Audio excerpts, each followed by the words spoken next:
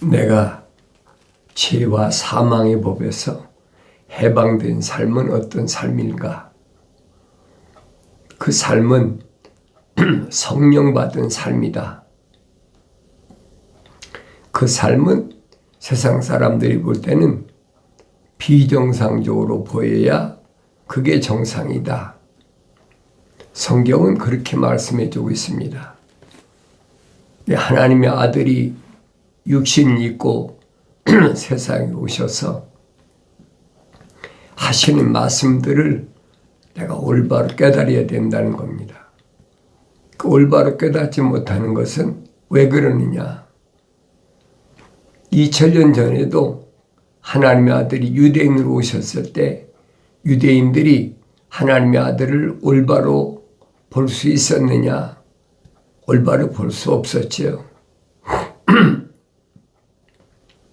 성경에 기록된 하나님의 아들의 행적이나 그가 하신 말씀들을 내가 기억해 보아야 되는데 그가 하신 말씀들을 성경을 안 읽고야 어떻게 합니까? 성경을 읽어야 하나님의 아들이 무슨 말씀을 하셨는지를 기억하고 나의 삶을 비교할 수가 있다. 성령 받지 못하면 성경은 아무리 읽어도 또 아무리 필사를 해도 또 아무리 암송을 해도 깨달아지지 않는다는 거예요. 하나님의 아들이 세상을 떠나시기 전에 사도들에게 뭐라고 약속하셨느냐? 약속하신 약속은 한 가지예요. 내가 가서 아버지께 구해서 너희에게 성령을 보내주겠다. 약속이잖아요. 성령을 보내주겠다. 그러면 성령이 너에게 오시면 자기 말씀을 하시는 것이 아니라 내가 너에게 한 말들을 기억나게 한다. 그리고 그분이 가르치신다. 성령이 가르치신다는 거예요. 다른 걸 가르치는 게 아니잖아요. 하나님의 아들이 증거한 말씀들을 그분이 가르치신다. 내가 올바로 성령 받고 읽으면 이런 말씀들이 무슨 말씀인가를 깨닫지요. 그러니까 성령 받기 전에 사도들의 모습은 어떠한 모습이었나? 성령 받기 전에 제자들의 모습은 어떤 모습이었나? 왜 하나님의 아들은 사도들만 골라서 선택하셨나? 선택받기 위해서 많은 사람들이 찾아왔는데도 하나도 받아들이지 않고 거절하잖아요. 어떤 자격이 있는 사람만 사도들로, 제자들로 받아들이셨나? 성경에 빠진 것이 없어요. 그래서 너희는 주의 책을 찾아 읽으라. 그러잖아요. 주의 책을 찾아 읽으라. 주의 책은 한 권입니다. 이것들은 하나도 부족한 것이 없다. 다 자기 짝으로 되어 있다. 그랬어요. 하나님이 입이 명령하셨고 하나님의 그 영이 모으셨다. 그랬어요. 성령 받지 않으면 성경은 아무리 열심히 가지고 다니고 열심히 또 읽고 또 열심히 필사를 해도 나에겐 무용지물이다. 그런 결론밖에 안 나오죠. 성경은 누구에게 필요한 책이냐? 거룩하신 하나님의 아버지의 생명의 호흡이 들어간 사람, 그리고 책망받고 돌이켜서 성령 받은 사람, 그 사람에게 필요한 거예요. 그래서 창세기 1장에서 우리의 형상과 모습을 닮은 사람을 만들자. 사람이란 최초의 단어가 창세기 1장에서 기록됐잖아요. 그러면 그 사람은 성경적 사람이라는 거예요. 과학적, 철학적 사람이 아니다. 성경적 사람이다. 성경적 사람과 과학적이고 철학적인 사람은 누군가? 내가 성령 받아야 눈이 열려서 보이고 성령 받아야 귀가 열려서 하늘의 음성을 듣게 된다 하는 것을 잊어서는 안 됩니다. 내 안에 하나님의 거룩하신 사랑의 생명호흡이 들어와 있어야 거룩하신 하나님의 음성을 듣는다, 연결된다. 그 연결이 안 되는 사람이 땅에 있는 육신적인 사람이 아무리 하나님의 음성을 들으려고 하고 하나님의 말씀을 깨달으려고 됩니까? 안 되는 것이에요. 그게 피조물이 노력하고 애쓰고 그래서 그렇게 해서 되는 게 아니라는 거예요. 이미 선자들 통해 다 선포하셨잖아요. 하나님의 영이 오셔야 깨닫게 된다, 알게 된다. 그럼 변함이 없어요. 그러면 누가 성령 받은 사람, 받을 수 있는 사람이냐? 아무나 성령 받을 수 있는 게 아니에요. 성경적 사람에게만 국한되어 있다. 성경적 사람은 어떤 사람인가? 창세기 1장에 기록된 우리의 형상과 우리의 모습을 닮은 사람을 만들자. 그게 성경적 사람이에요. 그럼 성경적 사람 말고 또 어떤 사람이 있나? 사도 바울은 설명하잖아요. 성경적 사람이 아닌 사람을 자연인이다. 그렇게 써요. 내추럴맨, 자연인이다. 자연인은 하나님의 영의 일들을 받아들이지 않는다. 왜? 어리석다고 생각하기 때문에 안 받아들인다는 거예요. 다시 말하면 하나님의 거룩한 영과 연결이 안 된다는 얘기예요.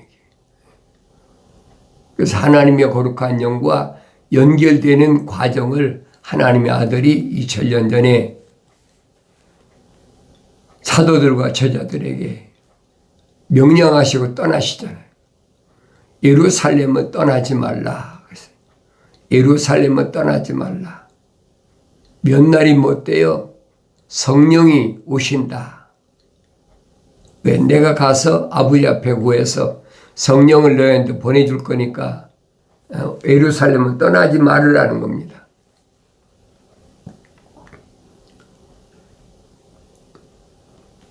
주님의 제자들이 그 말을 얼마나 신빙성 있게 받아들였을까?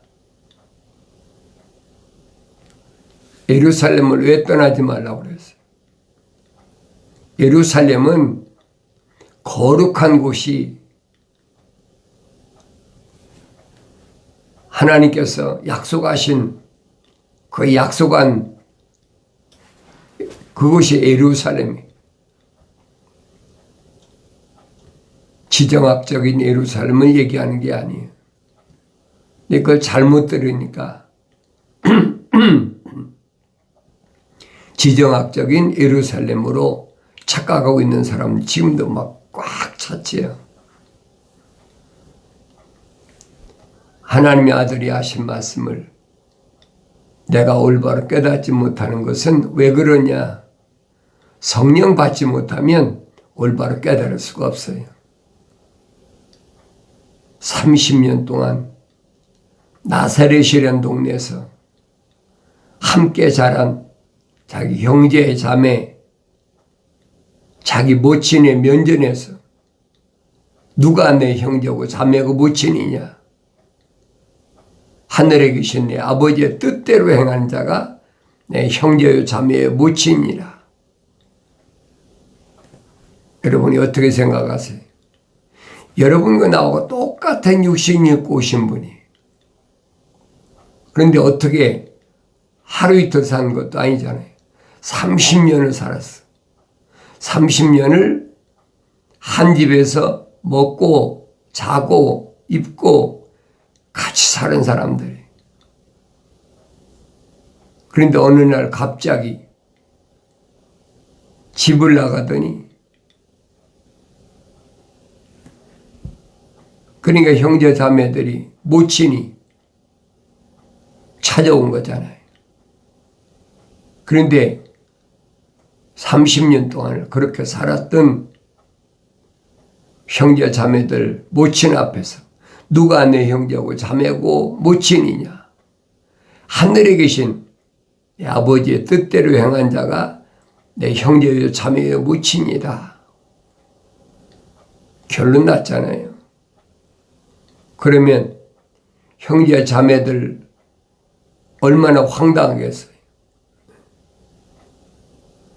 물론 어머니 마리아야 모르겠습니까? 처녀 때 임신했는데 알지요. 하나님의 아들이라는 걸 알지요. 그러니까 하나님 말씀 읽을 때 내가 얼마나 올바로 믿고 읽느냐 하는 거예요. 성령 받기 전에는 읽어도 아리송합니다. 믿어지질 않아요. 하나님의 아들이 선포하신 말씀은 뭘 선포하셨느냐? 사도 요한이 증거하잖아요. 그분이 우리에게 약속하신 것은 영원한 생명이다. 그러니까 사도 요한이 기록한 요한복음을 보면은 하나님의 아들이 하신 말씀을 영생이다, 영생이다, 영생에 대해서 얼마나 많이 말씀하셨는지 요한복음 읽어보면 대번 알게 되죠. 그러니까 요한복음은, 사도 요한은 항상 하나님의 아들이 정면을 조명했다 말씀드리는 거예요. 마태, 마가, 누가 요한복음이 있는데 요한복음의 하나님의 아들이 정면을 조명했다. 하나님의 아들의 뒷모습은 마가가 기록했고 오른편 왼편은 마태, 누가가 기록한 것이다. 그러니까 하나님의 아들이 중심이에요. 그걸 깨달아야 된다는 얘기예요. 성령 받기 전에는 깨달을 수가 없어요. 하나님의 아들이 선택한 사도들에게 하신 말씀을 내가 또 읽어보고 되새김질하고 또 읽어보고 되새김질하고, 왜 이 말씀을 하셨나? 유대인들에게 하신 말씀과 사도들에게 하신 말씀은 뭐가 차이가 나나? 유대인들 앞에서는 비유로 말씀하시잖아요. 그리고 나서 사도들 따로 모아놓고는 그 비유가 무슨 말씀인지를 깨닫게 하신다는 거예요. 그게 하나님의 아들이 증거하신 방법이. 왜 그랬을까? 그렇잖아요. 같은 유대인인데, 같은 히브리어로 사용하는 사람들인데 왜 그랬을까? 제자들이 궁금해가지고, 선생님, 많은 사람들이 있을 때 우리에게 말씀하신 대로 다 말씀해 주시면 얼마나 좋겠습니까? 왜냐하면 그들이 깨닫지 못하니까 답답하게 보이는 거예요. 근데 그때 하나님의 아들은 뭐라고 말씀하십니까? 천국의 신비들이 너희에게는 알도록 허락되었으나 그들에게는 허락되지 아니하였기 때문이라. 한마디로 정의해 버렸잖아요. 천국은 어떤 곳이냐? 신비한 곳이다. 사람들이 말로는 천국 하면서 천국이 어디에 있는지 그걸 깨닫지 못하잖아요. 신비한 곳이다. 신비들이 그래 하나님의 아들이 천국에 대한 비유를 여러 가지로 말씀하시잖아요. 그 비유를 올바로 깨달으려면 성령 받아야 된다는 거예요. 성령은 아무에게나 오시는 게 아니에요. 나의 책망을 듣고 돌이키라. 보라, 내 영을 부어서 내 말들을 알게 하겠다. 약속하신 말씀이에요. 책망이 왔을 때 돌이켜야 되고, 돌이켰을 때 나에겐 누가 보여야 되냐? 하나님의 아버지가 보여야 되지. 보라 그랬잖아요. 보라. 내 영을 부어서 내 말들을 알게 하리라. 주님 세상에 계실 때 세상의 인심이 흉흉하고 전쟁과 전쟁이, 나라와 나라가, 국가 대 국가가 전쟁이 일어난 것을 보면은 머리를 들어야 하나님 아버지가 보이지. 어떻게 보입니까? 머리를 들라는 거예요. 누구에게 하신 말씀? 제자들에게 하신 말씀이에요. 아무에게나 유대인들에게 하신 말씀이 아니란 말이에요. 아무에게나 천국의 신비를 말한다고 해서 그들이 알아듣습니까? 의심만 하는 거지. 이상한 말을 하니. 그 유대인들이 뭐랍니까? 저가 배운 적이 없는데 그렇잖아요. 하늘 아래 지식으로 쌓은 것이 아니란 말이에요. 하늘 위의 지식을, 하늘 아래 지식을 가지고 어떻게 알겠습니까? 그야말로 하늘과 땅 차이지. 하늘 보좌에 앉아 계신 하나님의 아버지의 거룩한 생명의 호흡이 들어간 사람은 하늘의 지식과 연결되잖아요. 성령 받고 난 하나님의 아들의 참모습을 내가 올바로 보여야 된다는 것을 기억하셔야 돼요. 그럼 하나님의 아들이 약속하신 말씀 뭐냐? 사도 요한이 증거한 대로 그분이 우리에게 약속하신 것은 영원한 생명이다. 영원한 생명이란 말을 줄인 말이 영생이란 말이에요. 영생. 영생은 이것이니 그 사람들이 유일하시고 참 하나님이신 아버지와 아버지께서 보내신 예수 그리스도를 아는 것이옵니다. 영생은 다른 데 있는 것이 아니에요. 참 하나님의 아버지 그리고 아버지께서 보내신 예수 그리스도를 알아야 된다. 예수 그리스도의 제자가 되겠다고 얼마나 많은 사람들이, 얼마나 많은 직업을 가진 사람들이 찾아옵니까? 바리새인도 찾아오고 제자들이 되려고 그러고 사두개인들도 와서 제자가 되보겠다고 찾아오고 진짜인가 가짜인가 시험하고 그러잖아요. 내가 제자가 돼도 나한테 손해가 올라나 안 올라나 여러 각도로 테스트하고 달려들잖아요. 근데 하나님의 아들은 한 사람도 그들을 받아들이질 않았어요. 하나님의 아들이 직접 남유다나 북이스라엘 다니시면서 선택하시는 거예요. 그런데 하늘 아래 종교는 마치 피조물이 선택권이 있는 것처럼 정반대예요. 그게 사탄 마귀 세력이란 말이에요. 피조물은 선택권이 없어요. 창조주 하나님 아버지의 거룩하신 뜻에 따라서 2000년 전에 아들이 오셔서 육신을 입고 오셔서 선택하시잖아요. 갈릴리 호숫가에서 고기 잡던 어부 출신 제자들을 선택하시고 주님이 선택한 사도들을 잘 보시라고요.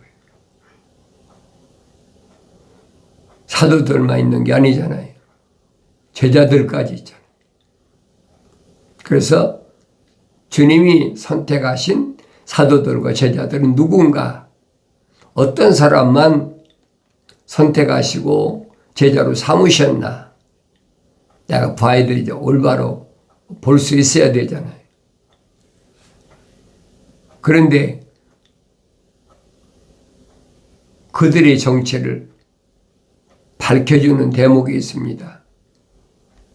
두 사람을 한 조씩 70명이니까 35개 팀을 만들어서 짝을 이루어서 유대인이 집집마다 찾아다니면서 왕국 복음을 전하라. 그제 유대인의 집에, 이방인의 집에 가라는 얘기가 아니에요. 유대인의 집에 찾아다니면서 2000년 전에도 예루살렘은 이방인들이 상당히 많이 있었으니까 유대인들의 집을 찾아와서 화평을 빌어라. 히브리어로 살롬이잖아요. 화평을 빌어라. 그리고 그 집에 가서 왕국 복음을 전하라. 왕국 복음이 뭐예요?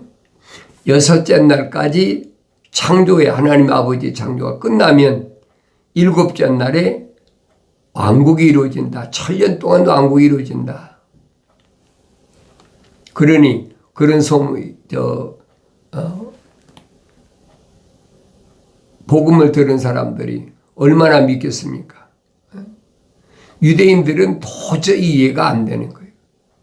그러니까 그 왕국 복음을 받아들이는 사람하고 받아들이지 않는 사람을 어떻게 구별하느냐. 받아들이지 않는 사람은 과감하게 설득시키려고 하지 말고 과감하게 그 집에서 나오는데 내 신발에 묻은 먼지까지 떨어버리고 나오라는 거예요. 그리고 그 왕국 복음을 받아들이는 사람은 그 집에서 유숙하면서 왕국 복음을 올바로 전하라. 그러니 제자들이 돌아와서 보고하잖아요. 우리가 선생님 이름으로 병자도 치료하고 소위 말하면 기적을 나타낸 거죠. 그러니까 하나님의 아들이 하신 말씀이 뭐라고 하십니까? 그래 나도 봤다. 하늘에서 귀신이 떨어지는 거, 영이 떨어지는 거 봤다. 그런데 귀신이 너에게 항복하는 것을 기뻐하지 말고 너의 이름이 하늘나라 생명책에 기록된 것을 기뻐하라. 그러니까 주님이 선택한 사도들과 제자들은 다 누구냐? 생명책에 이름이 기록된 자들이에요. 그걸 깨달아야죠.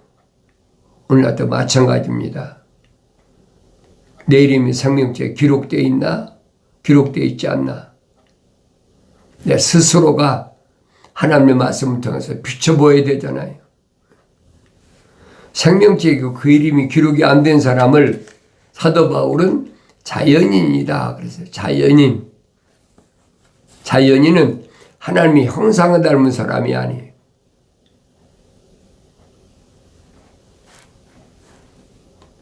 하나님이 간섭지 않으셨다.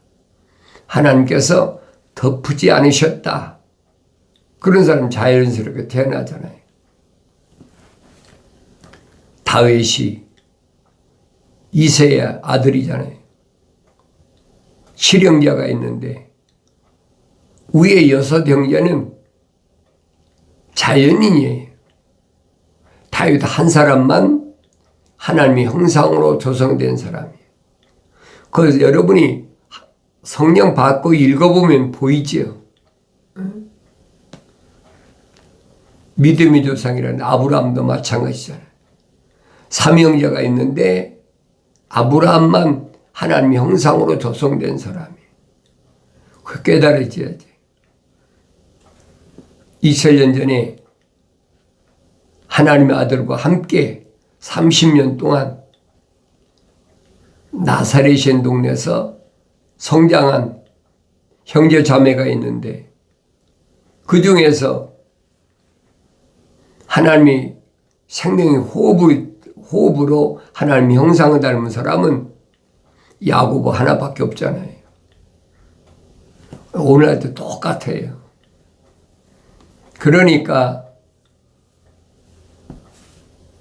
형제 자매들 앞에서 누가 내 형제고 자매고 묻히느냐 정면에서 선포하신 거예요. 깨닫겠습니까? 일반 사람이 깨닫는다면 그건 성경이 아니죠. 하나님의 형상을 닮은 사람이 하나님의 모습을 닮는다 하는 것을 항상 기억하셔야 돼요. 아무나 되는 게 아니에요. 내가 원한다고 되는 것이 아니에요. 이미 선지자들 통해서 약속하신 말씀이 뭐냐? 피조물의 힘과 능력으로 노력해서 되는 것이 아니란 말이에요. 성령이 임하셔야 그 사람이 올바로 완성된 사람이다. 그게 성경적 사람이다. 기억하셔야 돼요. 그럼 다른 사람을 보지 마세요. 나는 성경적 사람인가? 성경적 사람이 아닌가? 성경적 사람이 아닌 사람을 아무리 설득시켜도 안 되는 겁니다. 사도 바울이 설명하잖아요. 내가 피조물이 학문으로 설득하는 것이 아니다. 나는 성령의 능력으로 너희들에게 말씀을 선포했다. 그게 설교라는 거예요. 전혀 다르잖아요.